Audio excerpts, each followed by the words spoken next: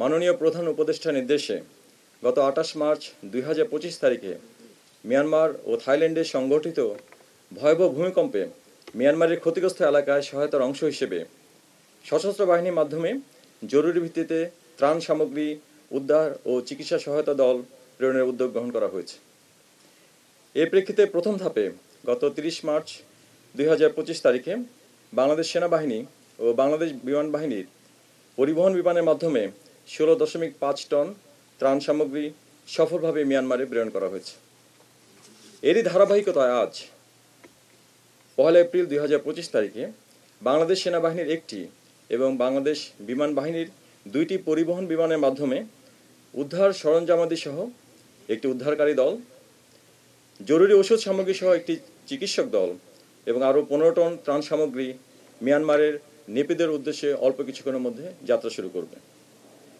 উল্লেখ্য যে ৫৫ সদস্য বিশিষ্ট বাংলাদেশ সহায়তাকারী দল সেনাবাহিনীর কর্নেল মোহাম্মদ শামীম ইফতেখারের নেতৃত্বে মিয়ানমারের ক্ষতিগ্রস্ত এলাকায় উদ্ধার অভিযান ও জরুরি চিকিৎসা সহায়তা প্রদান করবে।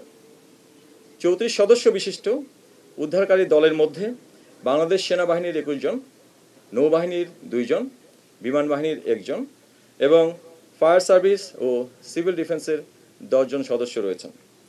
এছাড়াও ২১ সদস্য বিশিষ্ট চিকিৎসা সহায়তা দলের মধ্যে বাংলাদেশ সেনাবাহিনীর ১০ জন, নৌবাহিনীর ১ জন, বিমান বাহিনীর ২ জন এবং অসামরিক ৮ জন বিশেষজ্ঞ চিকিৎসক ও নার্স রয়েছেন।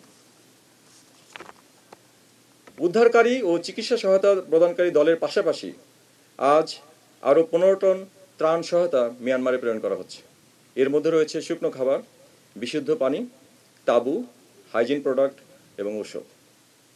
এখানে উল্লেখ্য যে মিয়ানমারের ক্রান্তিকালে বাংলাদেশ সরকারের এই মানবিক উদ্যোগে সশস্ত্র বাহিনীর পাশাপাশি বাংলাদেশ সরকারের সংশ্লিষ্ট কার্যালয় এবং মন্ত্রণালয় পূর্ণ সহায়তা প্রদান করেছেন।